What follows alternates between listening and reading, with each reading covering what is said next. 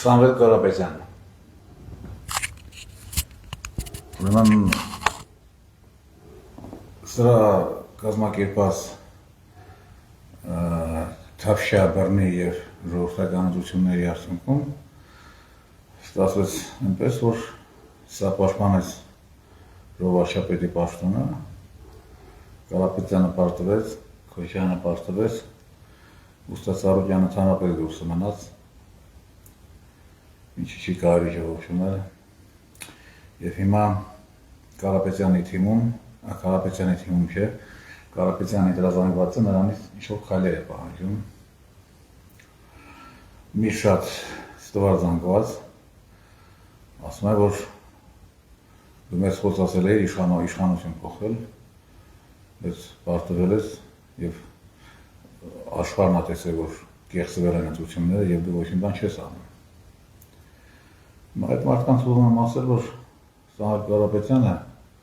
իր դաստիարակությամբ, իր բարոյական կերպարով չի կարող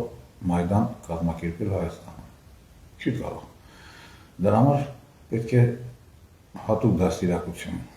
այսինքն դաստիարակության տոտալ բացակայություն, պետք է ծնվել յուրահատուկ բոզերից և պետք է աշխատանքի ընդունել յուրահատուկ բոզերի արտադրանքներից։ Օրինակ, 2008 թվականը բոլորս հիշում ենք, բոլորս դուժել ենք, հիշում ենք, թե ինչ կատարվեց։ Դեռ ձայները չհաշված, դեռ ոչ մի պաշտոնական տեղեկատվություն չկար ընտրությունների մասին, Մարսամեկ իրան ասեց, թե նախագին ես եմ նոր Հայաստանի, Փաշինյան Նիկոլի պես հելան, թե չէ, կեղծվել է,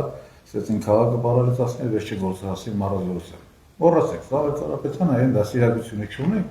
որ այդ քայլին գնա։ Հիմա հարց կարող է առաջանում, բայց ինչի էս ամեն ինչի մեջ թաթախվեց։ Թաթախվեց ամենաբարի նպատակներով, առողջ գաղափարներով, բայց չստացվեց, արևը չստացվեց։ Այն մյուս մասը ընտրազանգվածի Կարապետյանի պահանջում է, որ նա հրաժարվի մանդատներից, թեպետ գիտակցում է, որ դրանով բան չի փոխվի, և կան շատերը, որոնք պահանջում են անգամ իր թիմի անդամները, օրինակ իմ կողմից հարգված և գուցե ապագայում է հարգված կլինի տղեն Էդգար Ղազարյանը, որ ասում է, չէ, պետք է գնանք պարլամենտ, մեր ներկայությունը անհրաժեշտ է։ Լավ չեմ հասկանում, Էդգար ջան, հասկանում ենք, 8 տարի անգործ ես, գուցե և պրոբլեմներ ունես ֆինանսապես, ինչպես և բոլորս Հայաստանի բոլոր նորմալ մարդիկ, բայց ինչի համար է դու քո ամսական միլիոն դրամի համար, քո մանդատի համար, քո պոտենցիալ ոյաժների համար, շոն Բրուսելներ, Ստրասբուրգներ, դու ինչի ես այդ մարդու հեղինակությունը վալի տալիս, մերմ ասած։ Ինչի համար։ Բան արել է քեզ Սամվել Կարապետյանը, չի դենսի տեղը տունում։ Հիմա, միակ բանը, որ կարող է Կարապետյանն անել, քանի որ արդեն գոնե ինձ շատ պարզ է, որ նա ուղղակի չէր կարող գնալ Մայդանի, փողոց փակելներ, այռոպորտը պարալիզացնել,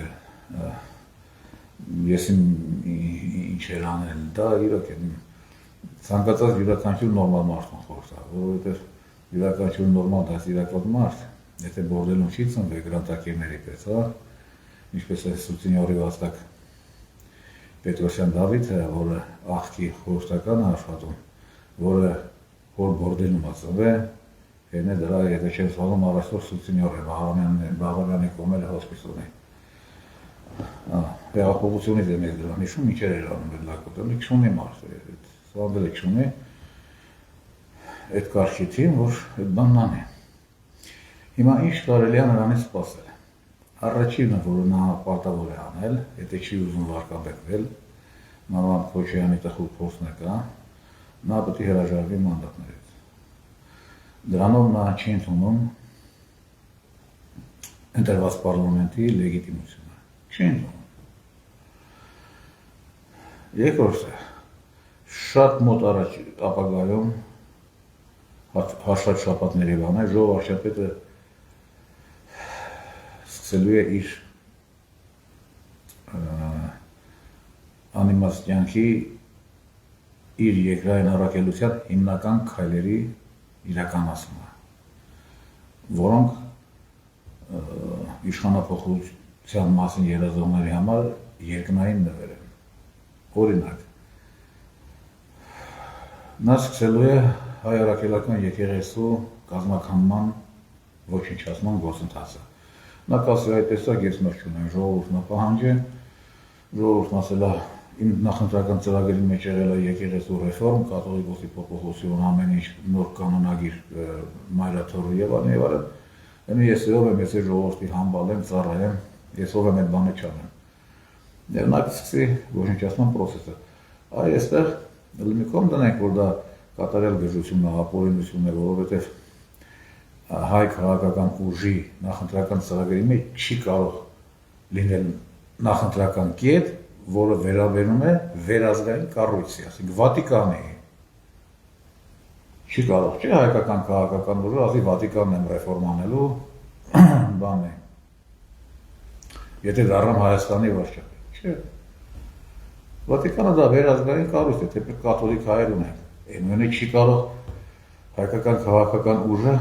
խոսել հայ առաքելական եկեղեցու ռեֆորմի մասին, որովհետև դա էլ է վերազգային կառույց։ Իսկ ամենայն հայոց կաթոլիկոսը Հայաստանի կաթոլիկոս չէ։ Ամենայն հայոց կաթոլիկոսն է, չէ։ Այսինքն դա նույնն է, ինչ ինձ համար լրիվ նույնն է, թե Վատիկանի, թե հայ առաքելական եկեղեցու ռեֆորմացիան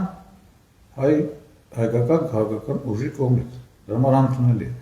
Բայց ամեն դեպքում սա ինչ անում, թե ժողովուրդը դե պահանջել է ամի երկրի գնամ Էջմիածինը ռեֆորմանեմ, այսինքն քանդեմ։ Այստեղ արդեն Կարապետյանը իր ասելիքը կասի։ Սա արդեն լպիշություն չէ, Փաշինյան նիկոլություն չէ, չի ասի, վարչապետը ես եմ, կեղծել ընտրությունները, չէ։ Ինքը հսկայական բանակ ունի։ Թող 30, 40, 50 հազար հոգի վերցնի եւ գնա պաշտպանի հայ առաքելական եկեղեցին, իսկ այդ պաշտպանությունը եկեղեցու կհանգեցնի ընդամենը մի բան է, իշխանափոխության։ Երկրորդ փորձարկը, որը վարչապետը ուզում է վերել այս ժողովրդի գլխին, 300,000 թուրքի եւ 250,000 մուսուլմանի տեղափոխումը Հայաստան։ Այդ թուղթը մենք չենք տեսել, դա գաղտնի են պահում, ինչպես եւ սրա ստորագրած գրեթե ամեն ինչը։ Բայց դասեմ, եթե Ուզբեկստանն է իր վրա հանձնառություն վերցրել 300,000 մուսուլման փաստական Եվրոպայստանի Ուզբեկստան, իսկ Ուզբեկստանը չունի ոչ մի Եվրամիության անդամագրվելու ամբիցիա եւ նպատակ, բայց սրա վզին ոչ են դնել 250,000, երկե կդնեն։ Դե պատկերացրեք ինչ բարարթող է իշխանափոխության գործընթացի համար։ 250,000 Եվրոպացի բոմժ մուսուլման, 300,000 թուրք։ Երրորդը սահմանքվեի անելու սահմանության համար։ Եթե անգամ սա կարողացավ սահմանադրական օրենքով տեքստը հաստատել եւ անել համազգային քվեարկության, ինչ այսօր չի կարող, որովհետև 2/3 չունի։ Ընդունենք դա էլ արեց։ Սահմանադրության փոփոխությունը։ Այդ հանրաքվեին նախորդող շաբաթը եւ դրանից մի շաբաթ հետո հիանալի գործունեության առիթ է, իսկական, ոչ գրանտակերական, այլ իսկական ժողովրդական հեղափոխության համար։ Այսինքն տեսնում եք ինչքան անելիք կա։ Եվ դրանք ամենևին էլ իրենց մեջ լեկտիվություն, ստորություն չեն պարունակում։ Պոպուլիզմ չկա այդ գործողությունների մեջ։ Այն ինչ արեց Տեր-Պետրոսյանը սրա հետ միասին, այդ Փաշինյան Նիկոլի հետ միասին, դեռ հաշվարկը չպծած արդեն իրենց նախագահ են հրճակել։ Փաշինյան Նիկոլն էր իրան հմեկի դիրեկտոր էր տեսնում։ Այսինքն Սամվել Կարապետյանի այդ հսկայական ընտրազանգվածին ուղղակի ուզում եմ հաղորդել, որ նախ այդ մարդու շատ բան մի պահանջեք են ինքը կարող է։ Իսկ Մայդանը, Թավշյա հեղափոխությունը, ամերիկյան սցենարով դա մոռացեք դրան մասին, այդ մարդերը դա սիրակությունը չունի, նա ուղղակի չի կարող եւ ինչպես քիչ առաջ ասեցի, այն հատուկ բոզի վաստակներ չունի իր տեղավորության տակ, որ գնա այդ բանն անի։ Չունի։ Ոչ Պետրոսյան Դավիթ կա, Սուցինորի վաստակ իր կողքը, ոչ Փաշինյան Նիկոլ, ոչ Միրզոյան Ալա։ Նրանից պահանջեք եւ ակնկալեք, որ նա հրաժարվի այս հայտարարությունների արդյունքում ստացած մանդատը, նա հրաժարվի, նա չճանաչի սրա լեգիտիմությունը եւ նա պատրաստվի իսկական ազգային պայքարի, ազգային ազատագրական պայքարի հաջորդ փուլերին, որոնք իրենց սպասեցնել չեն տա։ Նորից կրկնեմ, արժևում մեծ պատերազմ է եկեղեցու համար, որը պետք է Փաշինյան Նիկոլի ռեֆորմից փրկել, արժևում մեծ պատերազմ է թուրքերի եւ եվրոպացի մամեդականների գալու համար, արժևում լուրջ պատերազմ է սրա սահմանադրական հանրաքվեի համար։ Իսկ սահմանադրությունը դա Հայաստանի ոչնչացման փաստաթուղթ կլինի։ Եկեք սպասենք, հորդորենք պարոն Կարապետյանին զերծ մնա որևէ էսպայեն գոնե, զերծ մնա որևէ արմատական քայլից, իր 4 կողմը մաքրի կամ սսկեցնի